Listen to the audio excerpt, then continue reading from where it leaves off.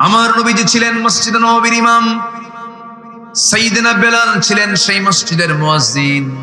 আমার নবী ছিলেন বিশ্বের সেরা সুন্দর মানুষ। এমন সুন্দর মানুষ কিয়ামত পর্যন্ত দ্বিতীয় কোনো ব্যক্তি আর আসবে না। এত সুন্দর চেহারার মানুষ ছিলেন আমার রাসূল। তার পাশে বেলাল ছিলেন কালো কুসকুসে মানুষ, মাথার চুলগুলো খাড়া খাড়া, নাকটা বোঁচা, ঠোঁটটা মোটার ঠেলায় নিচের দিকে নেমে গেছে, উপরের দিকে ঠোঁট চলে গেছে, দাঁতগুলো ফাঁকা ফাঁকা।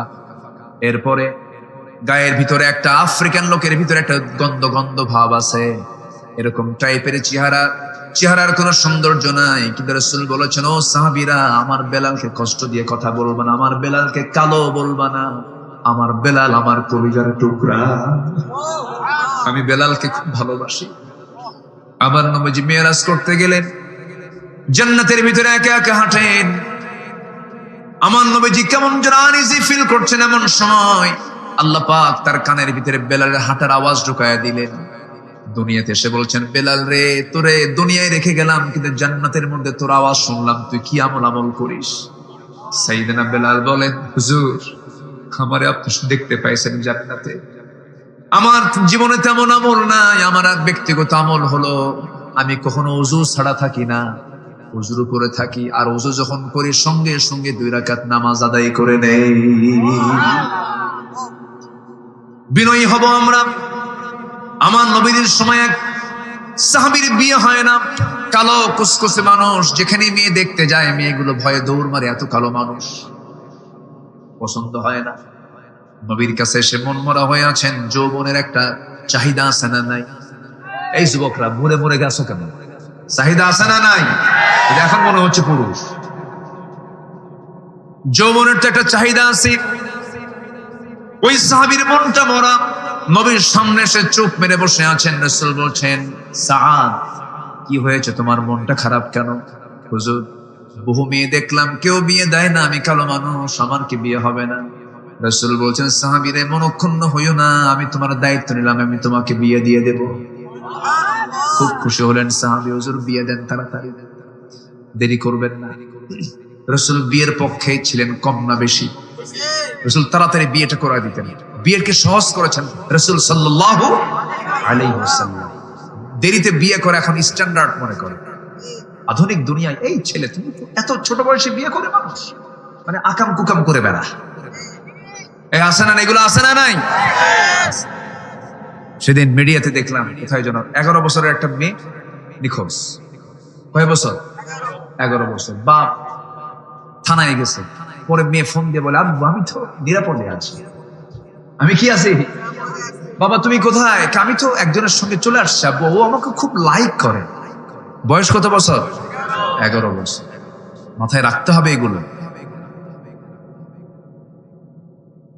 আমার নবীজি বললেন, তোমার বিয়ে হবে, আমি তোমাকে বলে দিচ্ছি, ওই জায়গায় একটা মেয়ে আছে, ওই বাড়িতে ইবনে ওহাব নামে একজন আমার সাহাবী আছে, তার মেয়ে সুন্দরী, যাও প্রস্তাব নিয়ে যাও। সাহাবী বলছেন, হুজুর, আমি আর প্রস্তাব দিতে পারবো না, আপনি আমাকে একটা লিখিত করে দেন।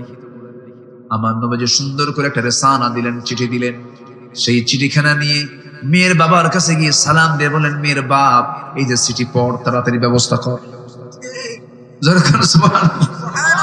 তাড়াতাড়ি ব্যবস্থা করো। চিঠিখানা যখন তার হাতে দেওয়া হলো, চিঠিখানা পড়লেন। চিঠির শুরুটা যখন দেখলেন, চিঠিখানা সম্মানজনক চিঠি, রাসূল তার পক্ষ থেকে পাঠিয়েছেন। সাহাবী চোখের পানি আটকাতে না পেরে কেঁদে কেঁদে বলছেন, আরে বিশ্বনবী তার বিশ্বনবীর আসন থেকে আমার মেয়ের কথাও তিনি মনে রেখেছে।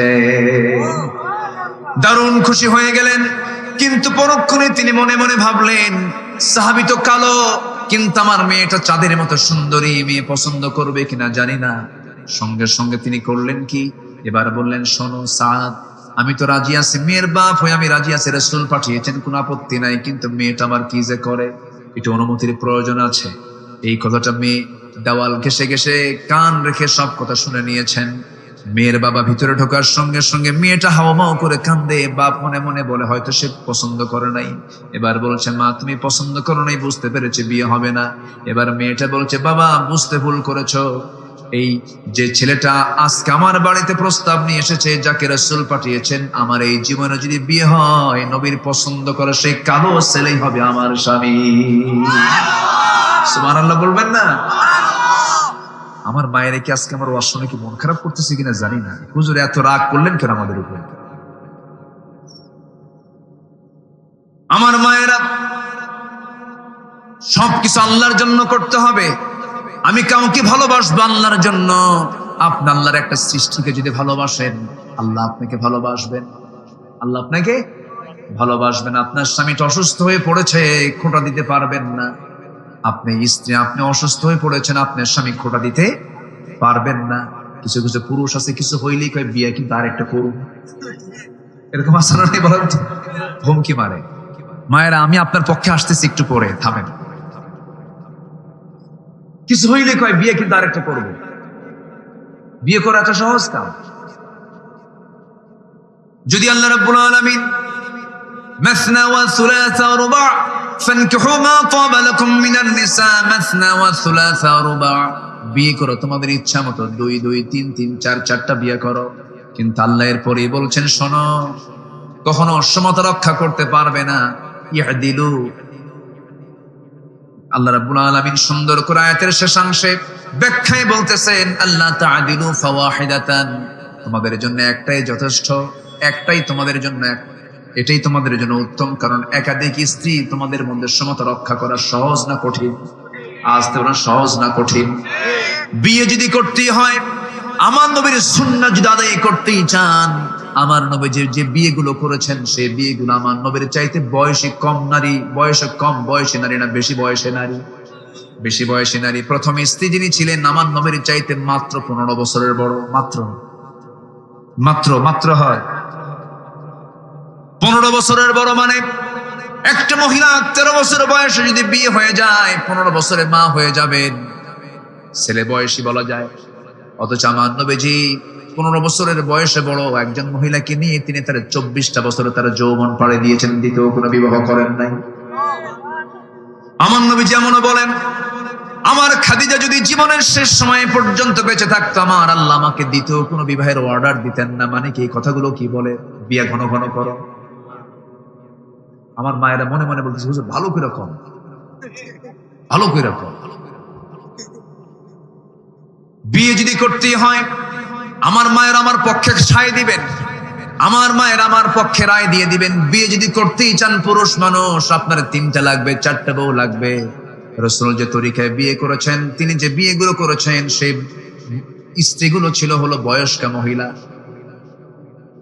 যৌবন ছিল না, যুদ্ধ অসহায় হয়ে পড়ে গেছে, তাদেরকে নিয়ে এসে রাসূল স্ত্রীত্বের মর্যাদা দিয়েছেন।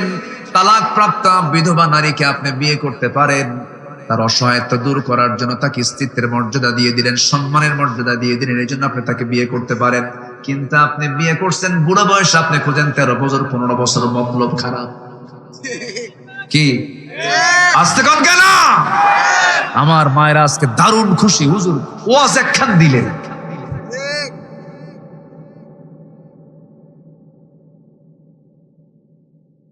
ইসলাম জেনা চায় না, ইসলাম ব্যভিচার চায় না। ইসলাম চায় ওই তালাক প্রাপ্ত মহিলা সমাজে একাকী থাকবে, ফিতনা সৃষ্টি হয়ে যাবে।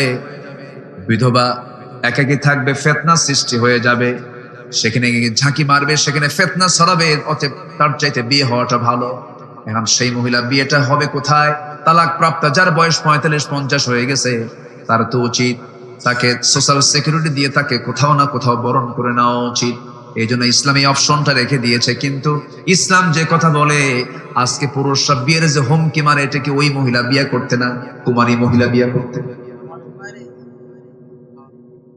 এখন আর কোনো আওয়াজ নাই, সব চুপ হয়ে গেছে। কি কথা বলবো, কথা বলবো? আমার মায়ের আজকে দারুণ খুশি, হুজুর আপনি আজকে মনের মতো কথা বলছেন। কিন্তু আমার মা, আপনার মধ্যেও কিছু সমস্যা আছে, একটু লাইনে আসি। কি বলবো, বলবো, কথা বলবো।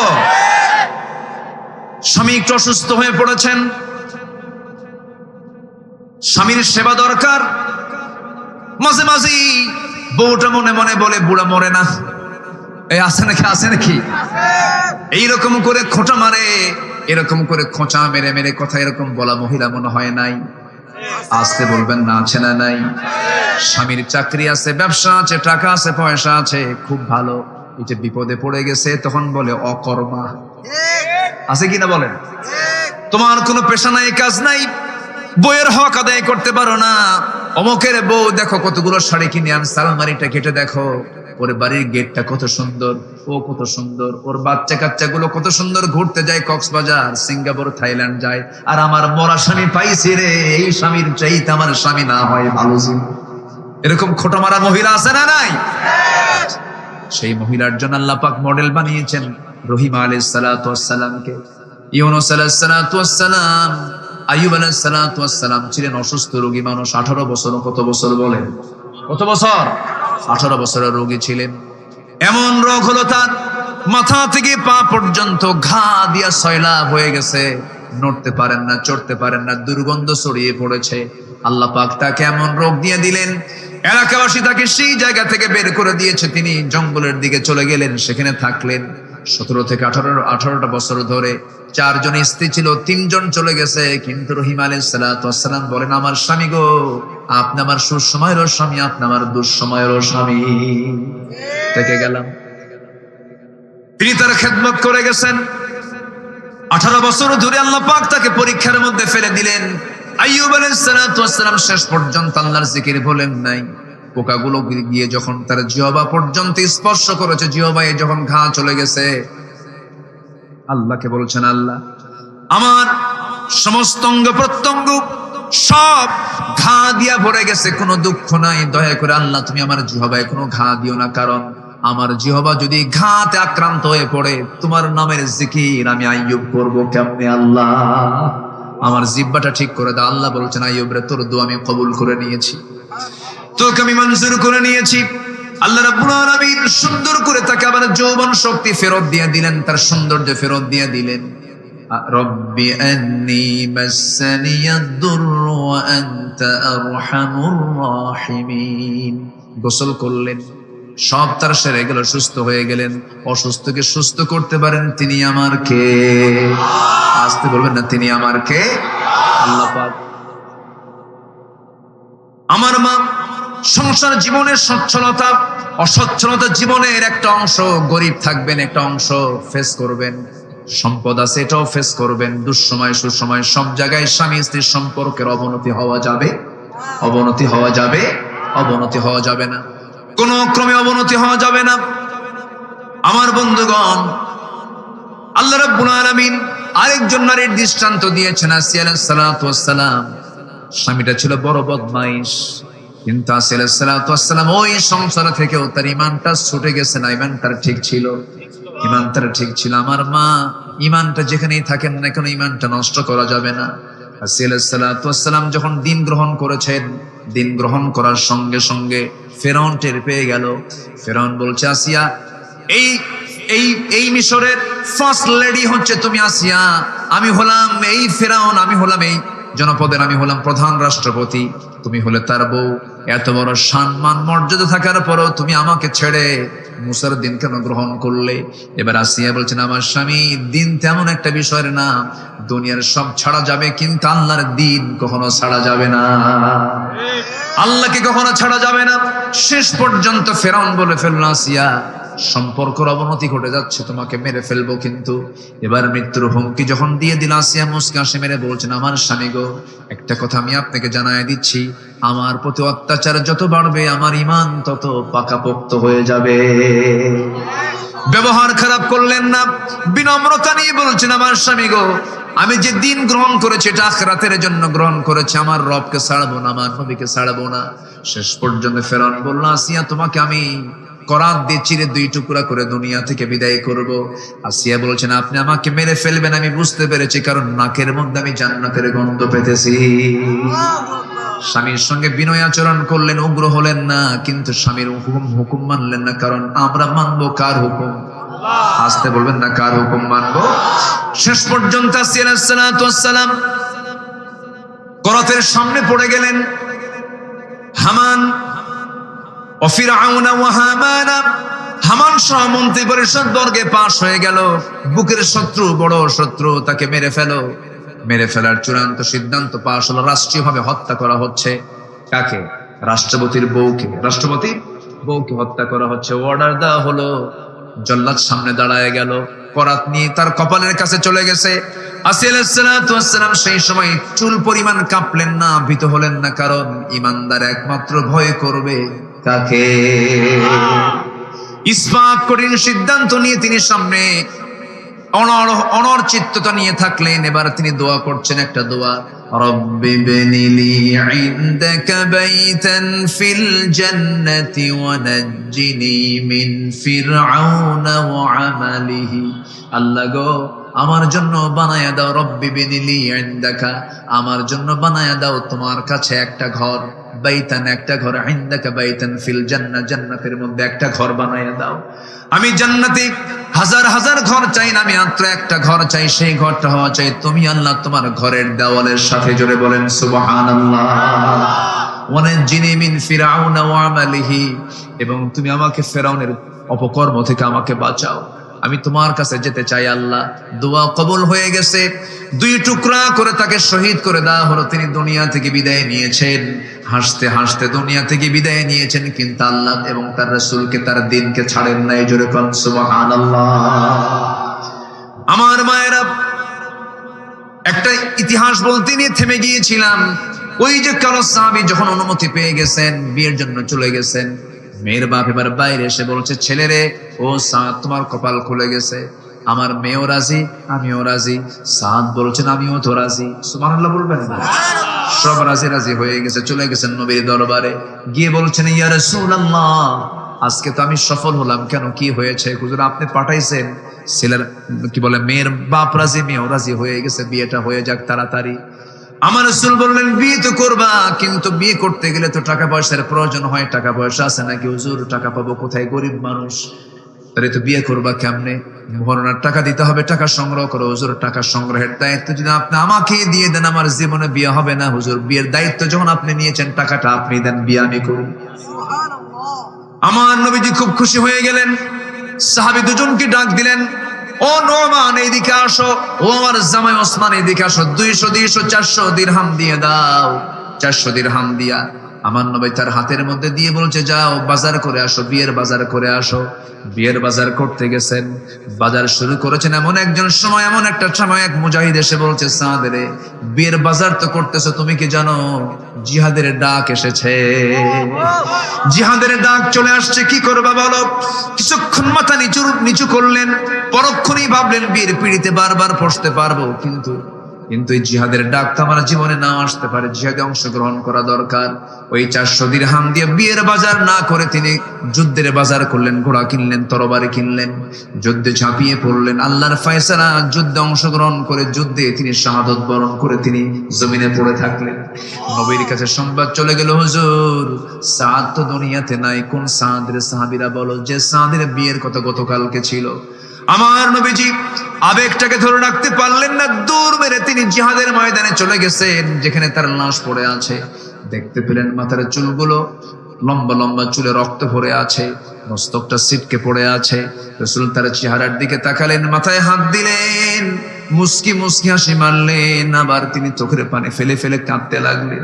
সাহাবীরা বলছেন, ইয়া রাসূলুল্লাহ, আপনি একবার হাসেন, একবার কাঁদেন, এর কারণটা কি? রাসূল বলছেন, কাঁদতেছি এজন্য, আমার সাদের জন্য সব বিয়ের আয়োজন সম্পূর্ণ করলাম, কিন্তু আমার সাদ বিয়ে করতে পারলো না, এই জন্য কান্দি। আর হাসার কারণ হলো, আমি সাদকে দেখতেছি জান্নাতের হুরগুলো তাকে টানাটানি করে বেহেশতের দিকে নিয়ে চলে যেতেছে। আমার নবীজি বলেন, সাহাবীরা, এই মহিলাকে নিয়ে যাও, জানাজার আয়োজন করো। জানাজা কেউ পড়াবে না, আমি রাসূল নিজে জানাজা পড়ায় দেব। জানাজায় হাজির হলেন রাসূল, জানাজা পড়ায় শেষ করলেন। এরপরে বলছেন, সাহাবীরা, আমার এই সাহাবীর জানাজা যে আমরা পড়লাম, জানাজা এই আমার মুজাহিদের সাদের যে জানাজা পড়লাম, এই সাদের সঙ্গে যার বিয়ের কথা ছিল, সেই মহিলাটা কোথায়? হুরে মদিনাটা কোথায়? তাকে ডেকে আনো তো। জানাজা সম্পূর্ণ হওয়ার পরে সেই মহিলাকে ডেকে আনা হলো। রাসূল বলছেন, হুরে মদিনারে, আজকে যদি আমার সাদ বেঁচে থাকতো, তোমার সঙ্গে তার বিয়ে হয়ে যেত, কিন্তু আমার সাদ বিয়ের বাজার না করে জান্নাতের বাজার করে দুনিয়া থেকে বিদায় হয়ে গেছে। ওরে হুরে মদিনা, মদিনার সুন্দরী মহিলা, তার স্মৃতিকে ধরে রাখার জন্য তার পক্ষ থেকে আমি তোমাকে তার বাজার করা যুদ্ধের ঘোড়ার তরবারি আমি তার পক্ষ থেকে তোমাকে হাদিয়া স্বরূপ দিয়ে দিলাম। মহিলা সন্তুষ্ট চিত্তে বাড়ির দিকে চলে গেল।